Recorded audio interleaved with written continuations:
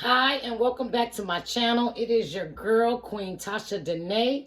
I am here with another video. I am going to be making southern fried cabbage with southern fried chicken tenders and skillet fried cornbread. Yes, okay, that is what we having and serving up on this Sunday. Okay, this video will be loaded to show you how to do right into this video. And I'm gonna start cutting my cabbage, and I already have cleaned the outside part of it. Now I'm just gonna be cutting the edges off as well as cutting my cabbage up.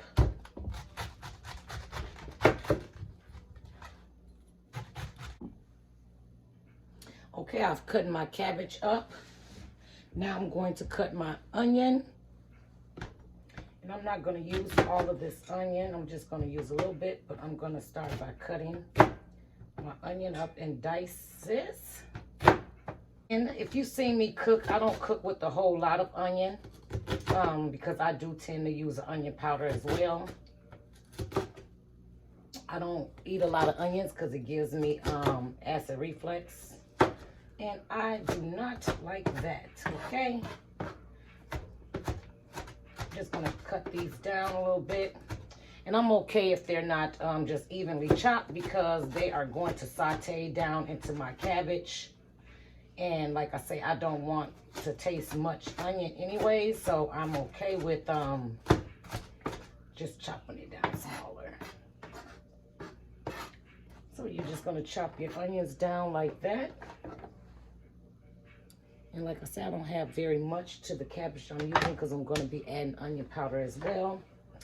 And we're going to get started. I'm going to be adding my Hershot Farms beef smoked sausage. So I'm going to be cutting that up. I have that here. And I'm just cutting that in just circles. Not too thick, not too thin. I mean, to put into my cabbage. I already have my pan preheating. And we're going to get our sausages right into the pan.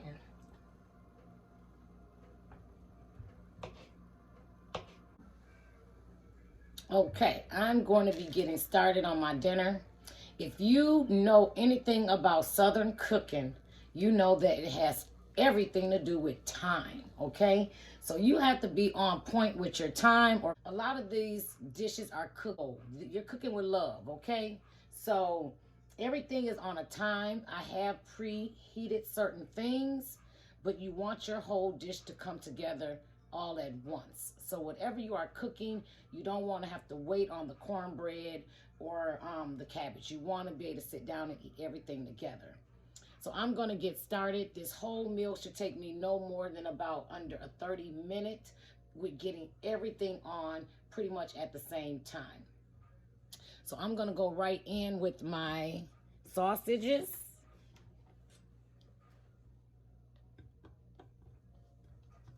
And I'm going to let them fry in this pan and get a good sear on them.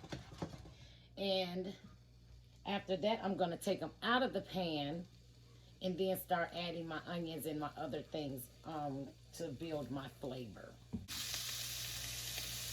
I have my sausages searing. I'm going to now start my skillet pan cornbread. This is my favorite cast iron skillet from Pioneer Woman. I love this skillet. I have done some amazing things in this skillet. And look, it does not look like I even used it, okay? Because the key to keeping your cast iron skillet clean and rust-free is to just wash it with cold water and add just a little of vegetable oil back to your skillet. And it is just all back brand new every time. So I'm going to get started on my skillet cornbread and get that in the oven. I have my oven already preheating. As you can see, I already have my sausages frying. And I also have something going on here, which the water is starting to boil. You know me, your girl works smarter, not harder. So I've already prepped some things and I'm ready to go. Okay, we have a nice brown sear on our sausages. So I'm going to take them out of the pan.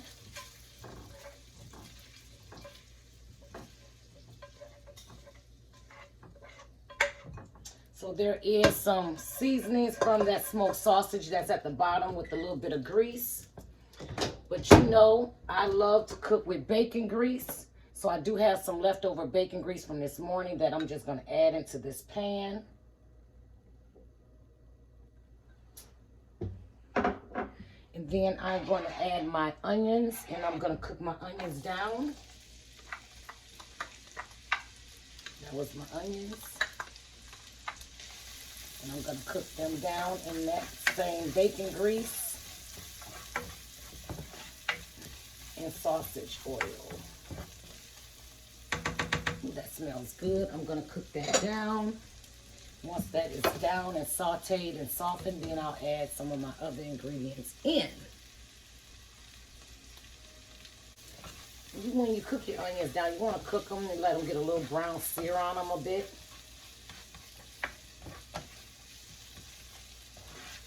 Onion and bacon bring out a wonderful, wonderful smell, I tell you.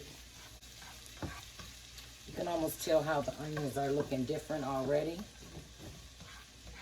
And I am cooking them down on a little under medium heat, not quite at medium.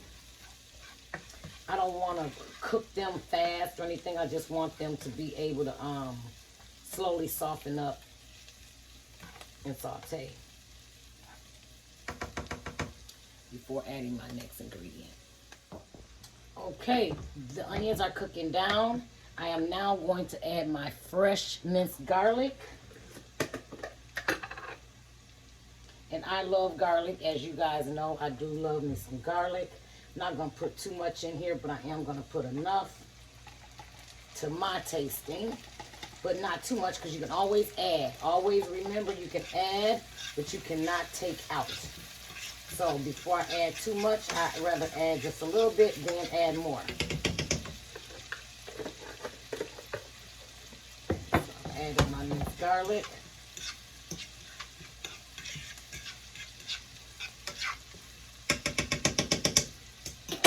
That is going to cook down with me adding my cabbage. So I'm now going to add my cabbage.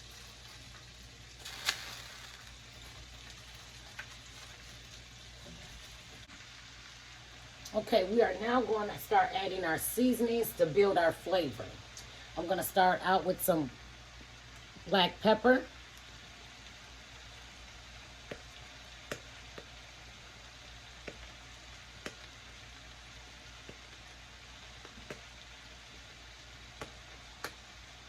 If I can get it open. Wow.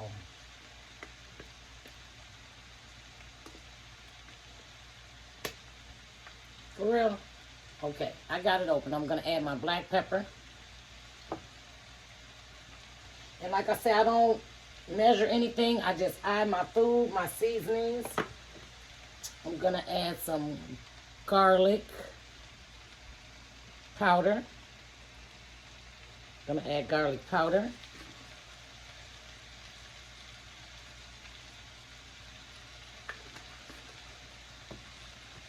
I'm going to be adding just a little bit of some red crushed peppers. Just a pinch. I don't want it too spicy or hot. I'm going to add again my salt-free, flavorful Mrs. Dash. Y'all know that's my all-purpose season right there. Okay, baby? Okay, I got that. I'm going to add a little bit of some Lawry seasoning salt.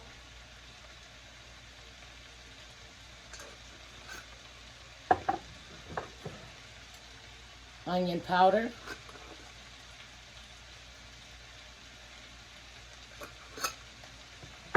And I am going to add just a pinch of turmeric powder. Yes, you guys know your girl is into the herbs and everything. And one thing that is good about with turmeric is that it is so good for inflammation and so many different things, scar tissue, and so many other things.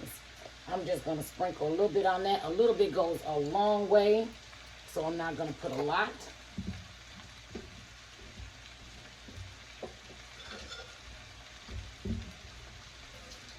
so good. I'm now just going to give it a little stir and mix everything up. And let that kind of start frying itself and cooking down.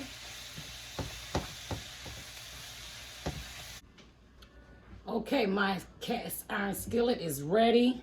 I'm going to now add my cornbread into the pan. Always use oven mitts when you are dealing with a cast iron skillet, okay?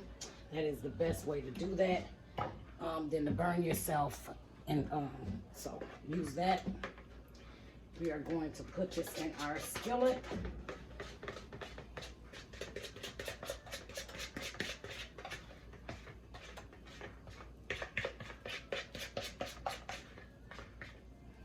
Okay, we're gonna spread that out,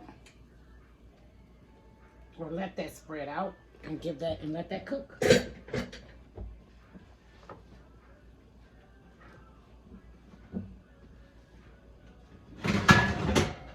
And then we'll be back with that.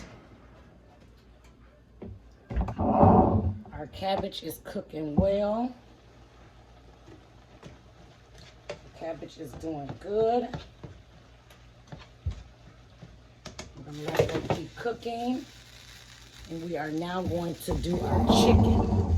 So I've already added my black pepper. I'm going to now add my Mrs. Dash all-purpose, but I'm not going to use a lot because I did just use a little bit in my cabbage. So we're just going to do a little bit with that. I'm going to add my garlic powder.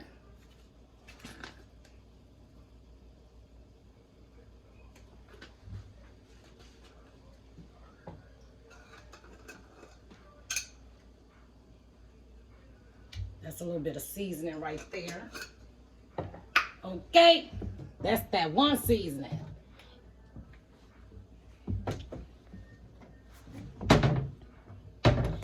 And then I'm going to be adding kicking chicken.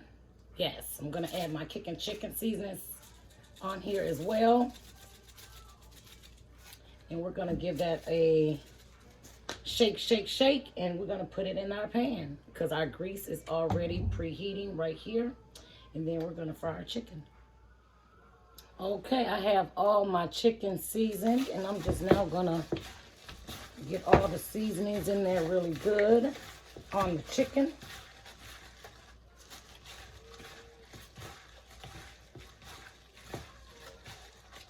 Leaving not one piece of chicken unturned, baby, okay? We got to get that seasoning everywhere, okay? Your seasonings go a long way when you use the right amount, the right seasonings, and everything. So this chicken is not going to taste like my cabbage, okay? This chicken is going to taste like chicken, okay? Kicking chicken. So I have all my chickens seasoned. Look at that. Seasoned everywhere. And I'm going to now, I have my pan here with my flour, because y'all know that a girl works smarter, not harder, okay? So I'm going to now just put my chicken in here. And if you are looking for some crispy southern tenders, I kind of like, I don't squeeze it in there, but I kind of just turn it around so that way it kind of sticks and everything on my chicken. So when I do give it a shake, it's going to still have enough batter on it to fry very well. I kind of like, I don't squeeze it in there, but I kind of just turn it around so that way it kind of sticks and everything on my chicken. So when I do give it a shake, it's going to still have enough batter on it to fry very well. Because when you add your meat, your temperature is going to go down just a bit. So to get that crispiness, you want to have your heat still up. You still want it to be frying, kind of like this. You want your oil to be bubbling. You want it to continue that at that boil. I'm going to just finish doing my chicken. Getting it all saturated in the flour. Okay, my chicken is frying. The cabbage is looking very, very wonderful. I'm going to now add my sausages into my fried cabbage. And then I'm just going to stir that around and finish letting this cook.